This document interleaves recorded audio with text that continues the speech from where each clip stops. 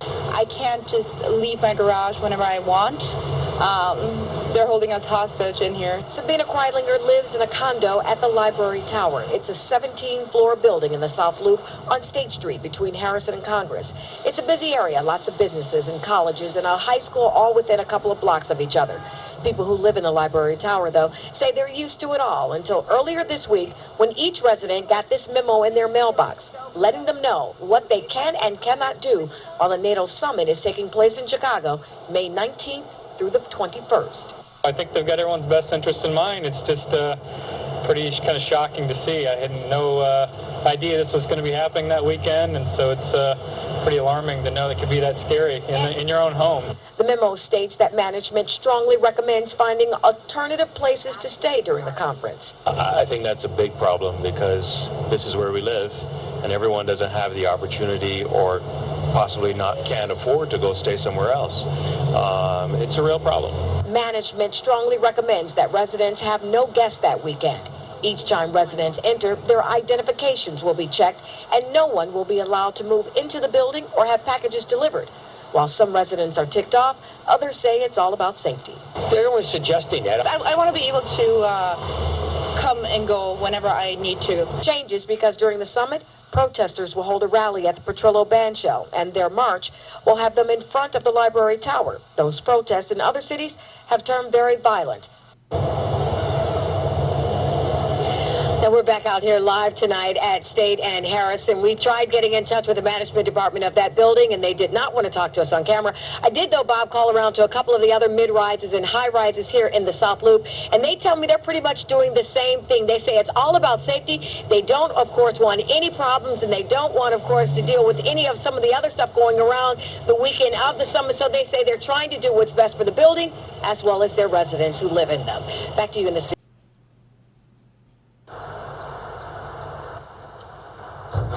I used to think my job was all about arrests, chasing bad guys.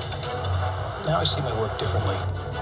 We analyze crime data, spot patterns, and figure out where to send patrols. It's helped some U.S. cities cut serious crime by up to 30%. By stopping it before it happens. Let's build a smarter planet. Yes, folks, it's all about keeping you safe.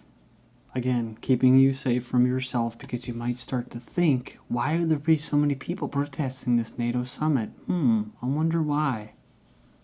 No, I don't want to think about that too much. I just want to make sure I can go to Starbucks and go wherever easily and go in and out. Besides that, I don't really care what they're protesting about. I don't really care about much. Just as long as I can do my thing. So, but don't worry, little sheeple there. When there's black helicopters flying overhead like they were recently, getting prepared to keep you safe, just know that they're there to protect you. So, I mean, yeah, they're going to be shutting districts and areas down. So, I don't know if you remember this.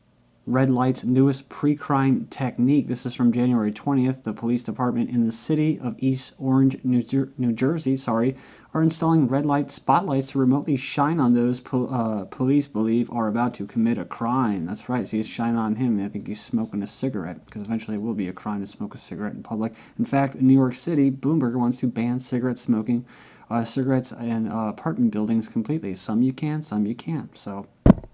Then this video here that you just saw prior to that, predictive analytics. Police use analytics to reduce crime from IBM to catch the bad guys. So it says here, web surveillance plans create nation of suspects. So of course, it's all about criminalizing everybody. Everything's a crime, and it's just when they're not enforcing it, it's because it's the good guys, the police. They're just being lenient on you, right? They're just, you know, they're not that bad. It says here, government proposals to extend powers to watch what people do online would create a nation of suspects, says MP David Davis.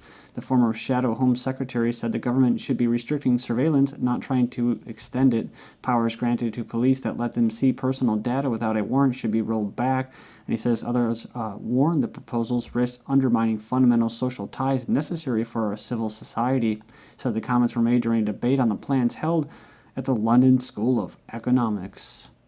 says here the Home Office defended their proposals by saying it is vital that pigs and security services are able to obtain, i.e. spies are able to obtain private communication data in certain circumstances. They're talking about every phone call, every text message, every email that they store. I think there's even a video that was on Democracy Now! That you actually have an NSA employee that thinks that it's so bad that he is leaving. So this just gives you a little clue of how bad it is.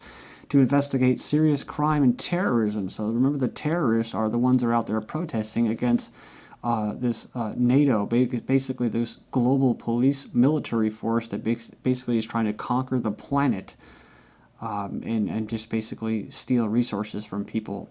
So it says here, and don't forget, and to protect the public, which is a bunch of sheeple. So Homeland Security moves forward with pre-crime detection. So internal Homeland Security document indicates a program to predict criminal intent is being tested on members of the public. So again, I think it was IBM that actually said the world is a laboratory. So, and remember, you're the lab rats, the public. So they're testing it, experimenting with you, on you. So raising questions about whether it's a bit too close to a real-life Minority Report. Well, welcome to the real world. This is Minority Report. Guest post says here, pre-crime in America, and that was from 2011, just so you know.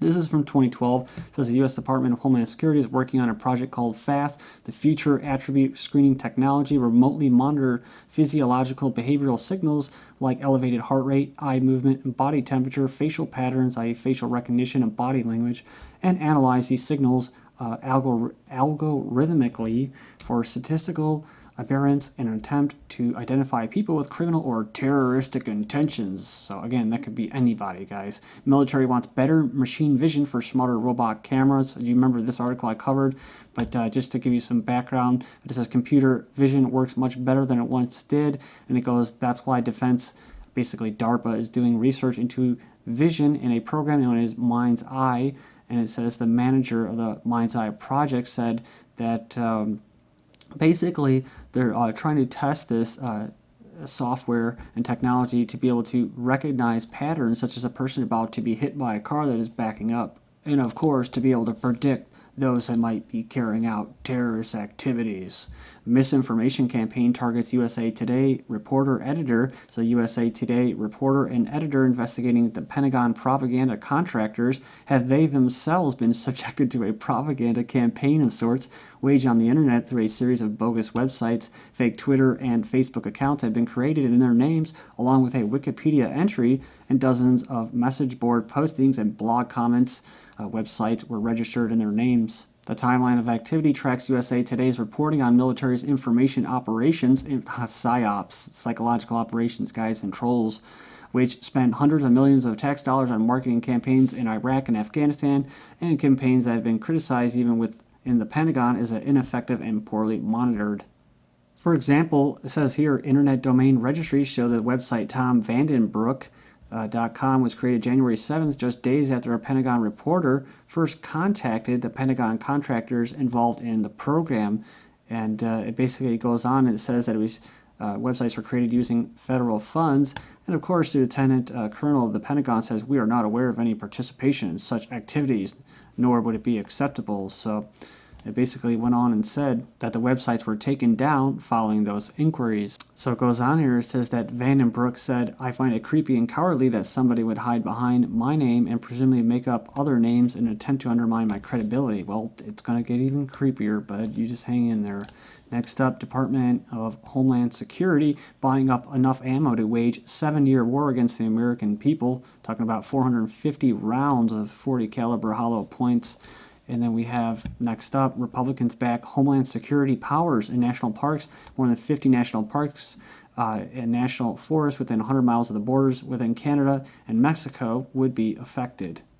So this, of course, is in the name of what? Border security. But they don't give a crap about Social Security. They don't care crap about that, but they don't give a crap about border security because it's about open borders and the North American Union, like the EU. So they're trying to shove that down Americans' throats. And You know, it's just like global warming. They don't care, and climate change. They don't care about the climate, about the planet. They're spraying with a bunch of metals and nanoparticles and chemicals, so they obviously don't care. They're going to continue to pollute as long as you pay them.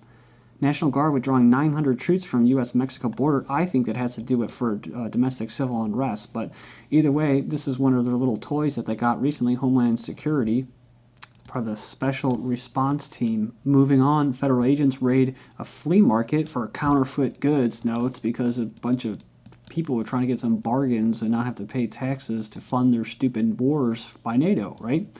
So I think Cindy Sheen's actually having a problem with she doesn't want to pay her taxes for wars. So it's like that one part with, I think, Maggie Gyllenhaal from that movie with Will Ferrell, Stranger Than Fiction, you know? And what did Will Ferrell, the IRS agent, say? Are you part of a anarchist organization? So and as things get worse, they're going to do things like this. This is a psyop, psychological warfare, which is race warfare. I beat up white man because I'm mad about Trayvon. So yeah, I beat the heck out of a white guy because it's for Trayvon. Revenge for Trayvon, elderly man beaten for being white. That was on April 5th.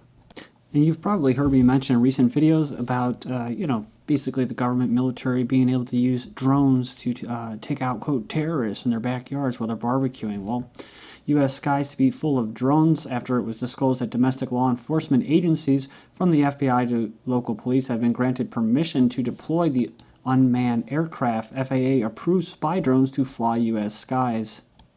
It goes on and it says that they were used in countries such as Pakistan, Afghanistan, and Yemen. Well, that was actually to get all the money to fund this technology for the real terrorists, which is U.S. civilians. Next up, we have the quad-rotor flying machine gun, would kick some serious ass someday. But in reality, this weapon is just a fun 3D animation, lifting the concept from Metal Gear Solid. And most of the video gamers, that's who will be manning those things, killing people, will be video gamers. Like Mr. Breivik, who played Call of Duty, every minute of the day. U.S. draws up